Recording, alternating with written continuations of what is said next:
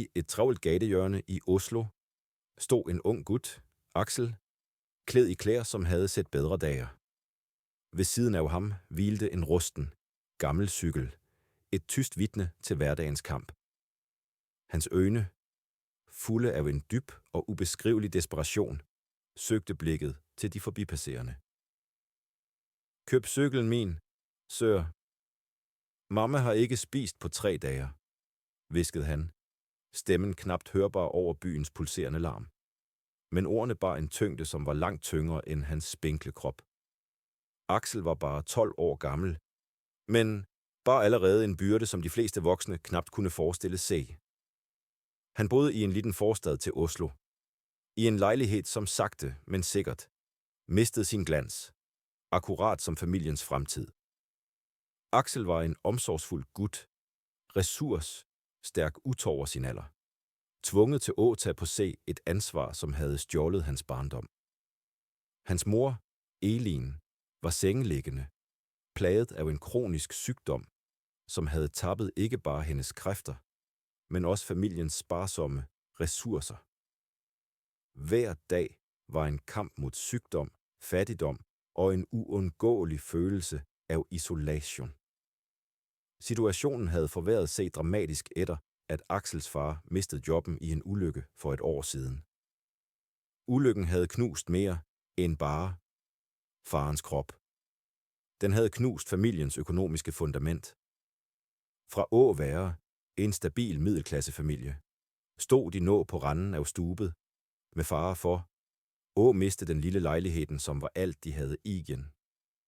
Huslejen var ubetalt, regningene hobede sig op, og den tikkende bombe og en fremtid uden tak over hovedet hang over dem som en mørk sky. Elins helse, allerede skør, blev yderligere svækket af manglen på nødvendig medicin og næring. Hver hoste, hvert støn fra sengen var et stik i Axels hjerte. Han havde sluttet skolen for at være ved hendes side, for at pleje hende, og for at desperat lede efter en måde at skaffe indtægter på. Men hvad kunne en 12 år gammel gut gøre i en verden, som virkede så ufølsom for hans råb om hjælp? Cyklen. Den rustne gamle cyklen var hans sidste, mest værdifulde ejendel. Det var en gave fra faren, givet med et smil og et løfte om eventyr, lig før ulykken ændrede alt. Nå, var den blevet et symbol på hans desperate situation, et sidste offer for at redde sin mor. Hvert mærke, hver ribbe på cyklen fortalte en historie om glæde og frihed. Historier, som nå virkede så fjerne, så umulige at genopleve. At sælge, den var som at sælge en del af sin egen sjæl. Et finalt farvel til den uskylden, han engang havde haft. Men hvad var valget? Morens liv stod på spil. Han vidste det ikke da.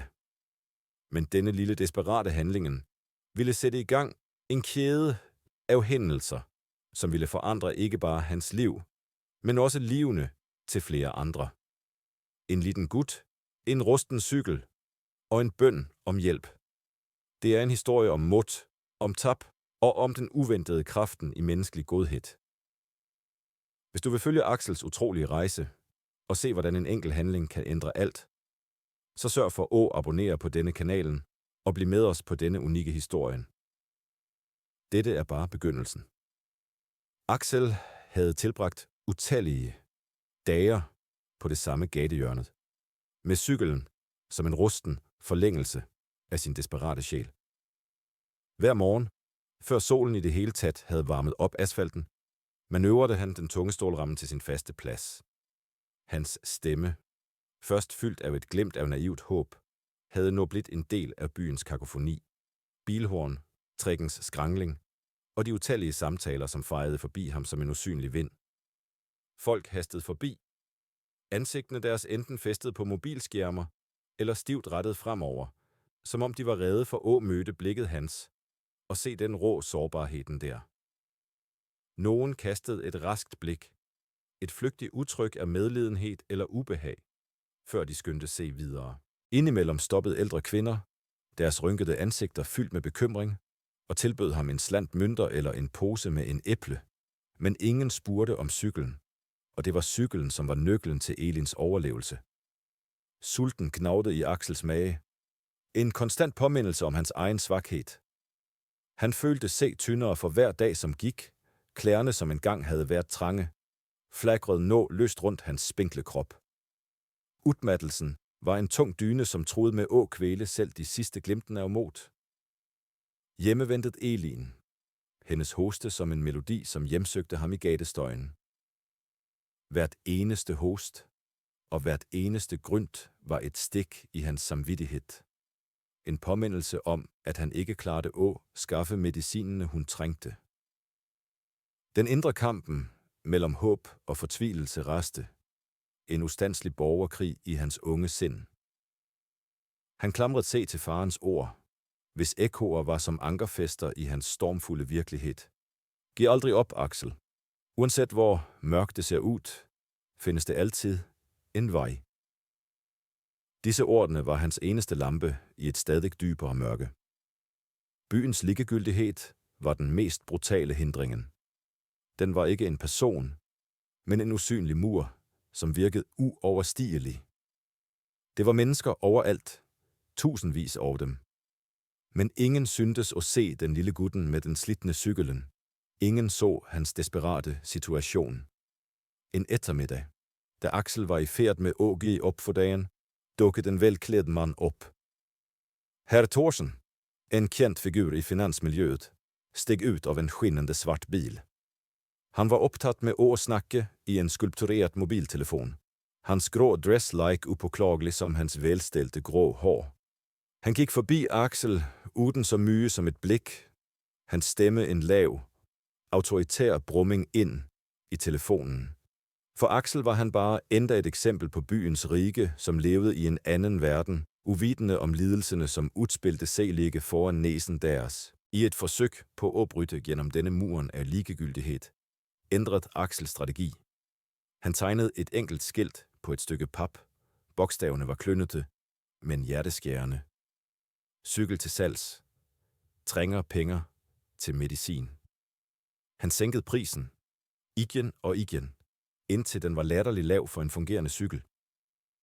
Han flyttede fra gatehjørne til gatehjørne, i håb om at finde en mere medfølende folkemængde.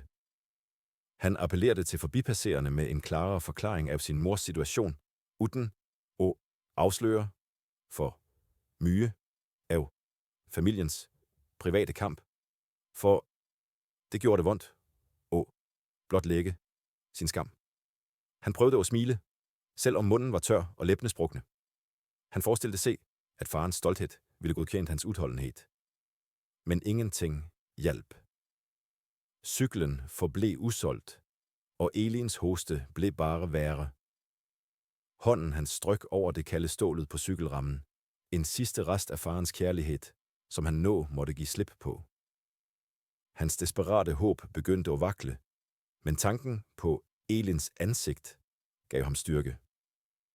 Han måtte bare fortsætte, uanset hvor vondt det gjorde.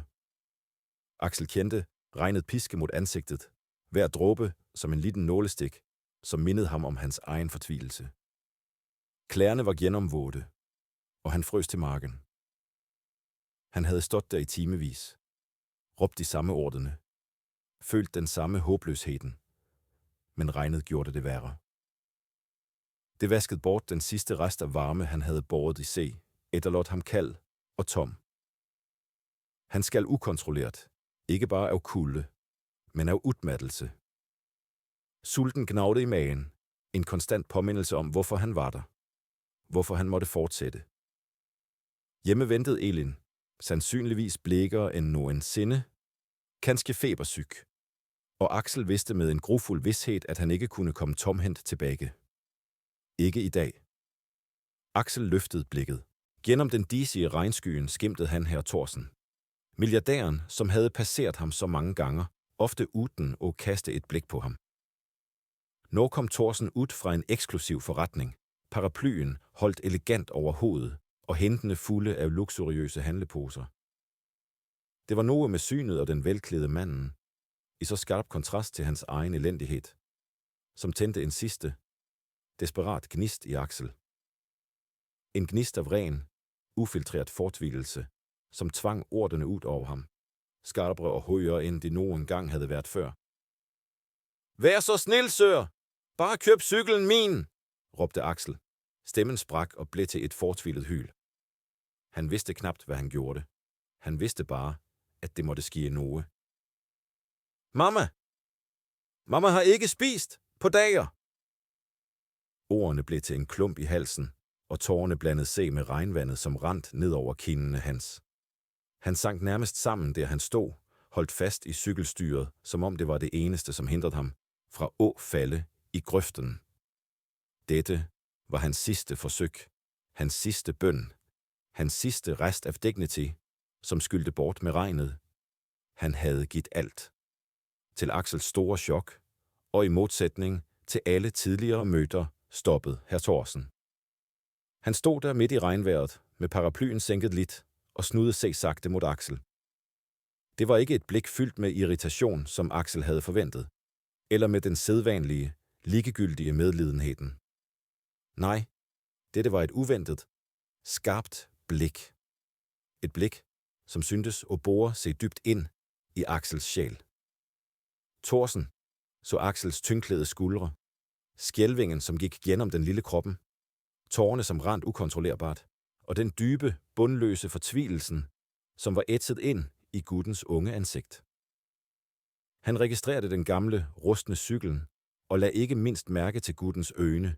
De var fyldt med en blanding af stolthed, skam og en intens vilje til at overleve. Det var noget ved de øjnene. Noget så inderligt kjent, som traf Thorsen med en uventet kraft.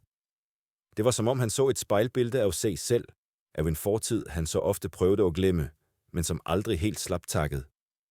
En fortid af kamp, sult og en desperat kamp for bare en dag til. Uden et ord lad Thorsen fra se de dyre handleposene på bakken, slog sammen paraplyen og gik målrettet mod Axel. Ikke for at indspise cyklen, ikke for at købslå, men med en tydelig hensigt i hvert skridt. Han stod foran Axel, så ham dybt ind i øjnene og sag med en stemme, som var uventet mild, men liggevel fast. Hvorfor står du her i regnet, gut? Hvad er det, som har sket? Thorsen afslørte en brøkdel af sin egen smerte og erfaring. Jeg ved, hvordan det er at kæmpe for hver krone og se en, man elsker lide. Jeg voksede op under kår, som lignede dine, Axel. Fortæl mig alt.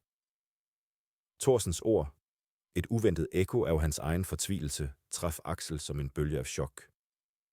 Det var som om en usynlig mur mellem dem brast, og for første gang på længe følte Axel, at han blev set. Virkelig set. Ikke bare som en tiggergut med en cykel.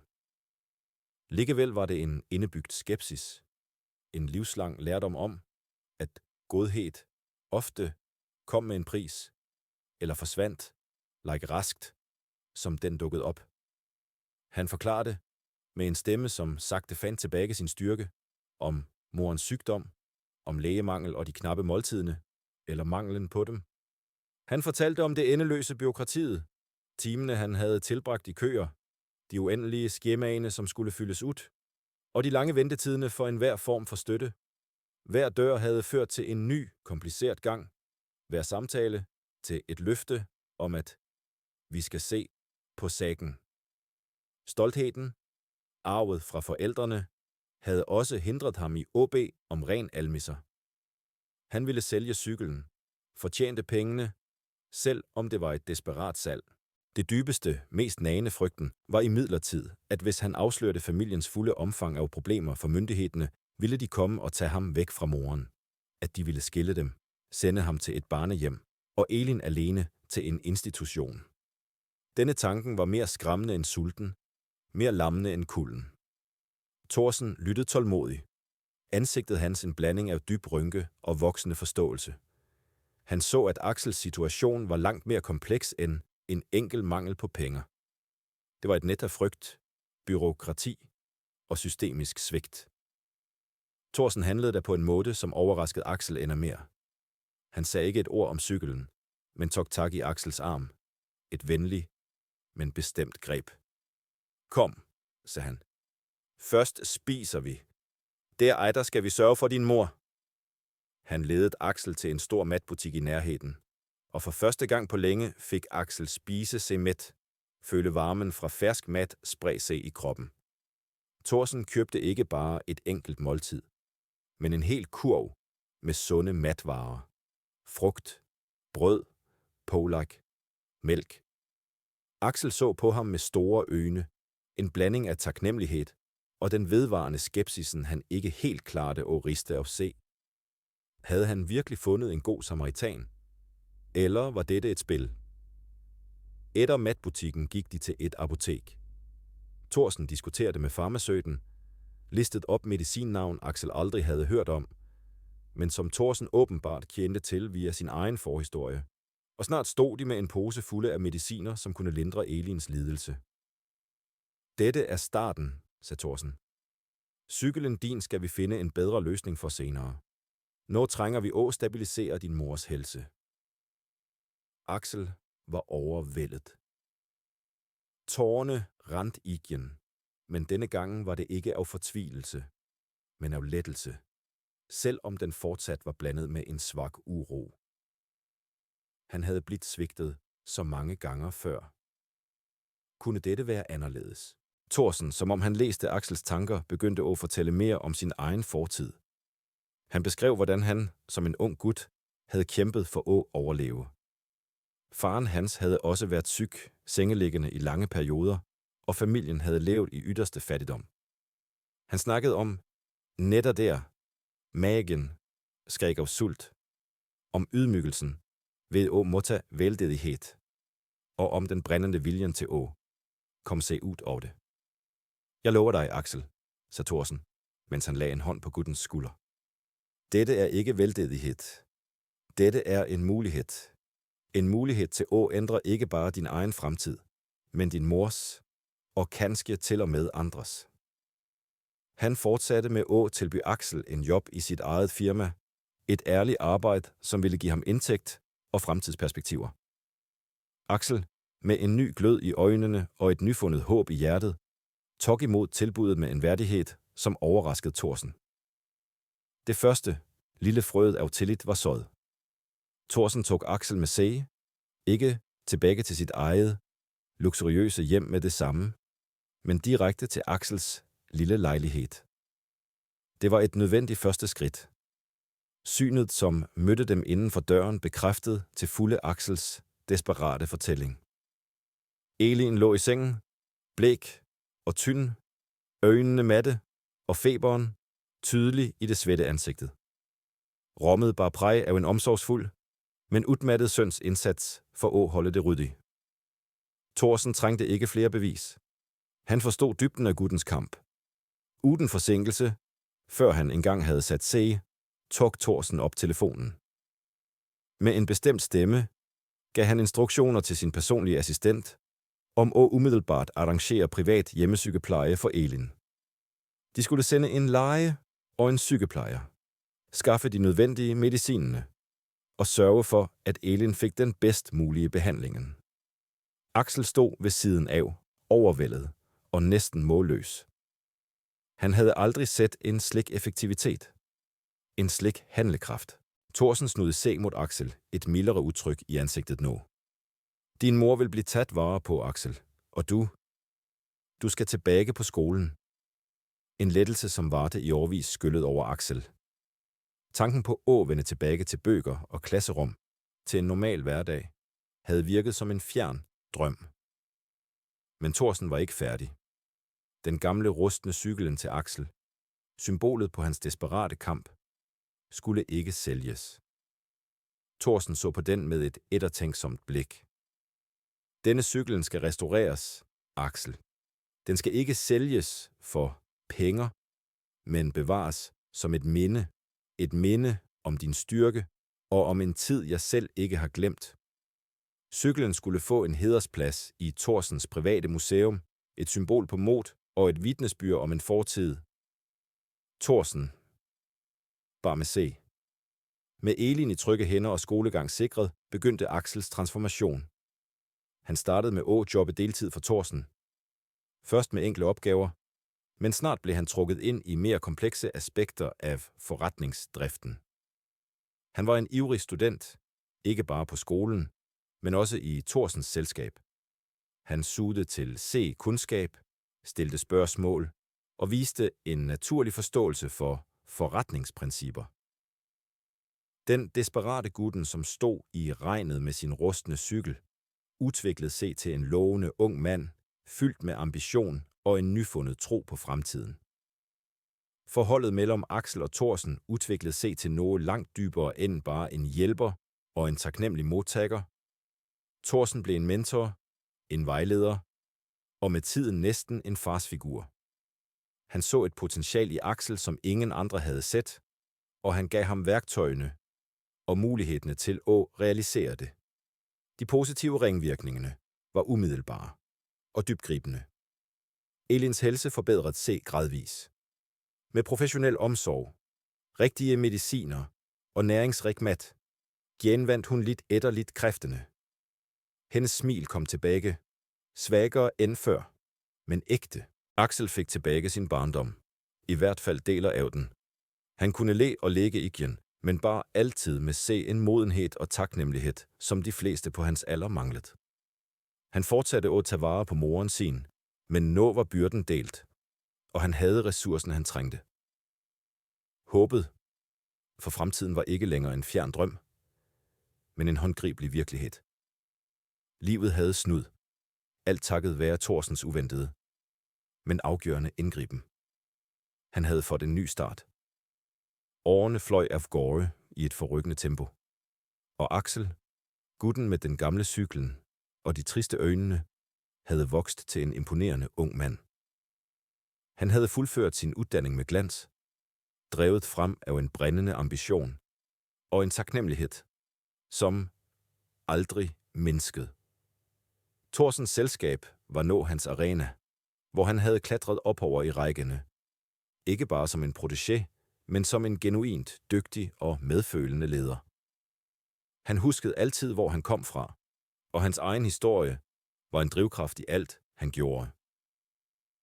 Moren, Elin, var fortsat skør, men takket være Thorsens indgriben og den konstante medicinske opfølging, levede hun nu et værdigt og relativt stabilt liv. Hendes smil var en evig påmindelse for Axel om håbet, som havde blivet givet dem. Han så hende jævnlig, og deres bånd var stærkere end nogensinde, bygget på gensidig kærlighed og respekt. Axel havde aldrig glemt løftet, han gav sig selv der i regnet, den dagen han råbte ud sin fortvivlelse. Hans egne erfaringer drev ham til at etablere en stiftelse. Axels hånd, kaldte han den. Et sted, hvor barn i lignende situationer kunne finde vejledning, støtte og, vigtigst af alt, håb. Gennem stiftelsen forsøgte Axel at fange op de, som faldt mellem sprækkerne i systemet, de, som trængte en stemme og en chance. Han jobbede tæt med Thorsen i dette arbejdet. Den ældre mannen havde blitt mere end bare en mentor. Han var nu en farsfigur, en som delte Axels vision om en bedre verden. Deres partnerskab var et testament til kraften i en uventet handling af godhed. En grå høstdag, mange år efter den skæbnesvangre regnværsdagen, stod Axel igen ved det samme gatehjørnet i Oslo. Det var ikke længere den desperate, tyngdklædte gutten, som klamrede sig til en rusten cykel. Nu var han en selvsikker, velklædt ung mand med en rolig styrke i holdningen og et varmt smil. Han var på vej til et styremøde, da han lagde mærke til en ung gut, kanskje ikke ældre end han selv havde været, stående ved siden af en alt for stor rygsæk. Med øjne fulde af den samme, fortvildte gnisten Axel kendte, så alt for godt. Gutten mumlede noget lavmældt til de forbipasserende, men stemmen hans druknede i byens støj. Axel kendte et stik i hjertet. Han vidste nøjagtigt, hvad den gutten følte. Uden at nøle, uden at lade stolthed eller travlhed hindre ham, gik Axel bort til gutten. Han bøjede sig ned, smilende, og sagde med en venlig stemme: Hej, trænger du hjælp? Jeg tror, jeg ved nøjagtigt, hvordan du har det. Han tilbød ikke penge direkte. men en mulighed. En hånd, akkurat slik Thorsen havde gjort for ham. Denne historien er en mægtig påmindelse om vigtigheden af medmenneskelighed, og må se borten for overfladen og værdien af en enkelt handling. Den viser, hvordan skæbnen til to mennesker kan væves sammen gennem en desperat bøn, og hvordan den uventede kraften i godhed kan forvandle liv. Axels rejse fra et gatehjørne med en rusten cykel til blive en leder og en filantrop er et vidnesbyrd om, at selv i den dybeste fortvivlelse kan håbet spire, hvis nogen bare er villige til lytte. Vi håber, Axels historie har inspireret dig. Hvis du ønsker se flere slikke, gribende og inspirerende fortællinger, sørg for at abonnere på kanalen Del gerne i kommentarfeltet, hvad du lærte af Axels rejse, og hvordan du tror, vi alle kan bidrage til gøre en forskel i andres liv. Og ikke glem tjekke ud linken til vores næste video for endda mere inspirerende indhold. Tak for, at du så på.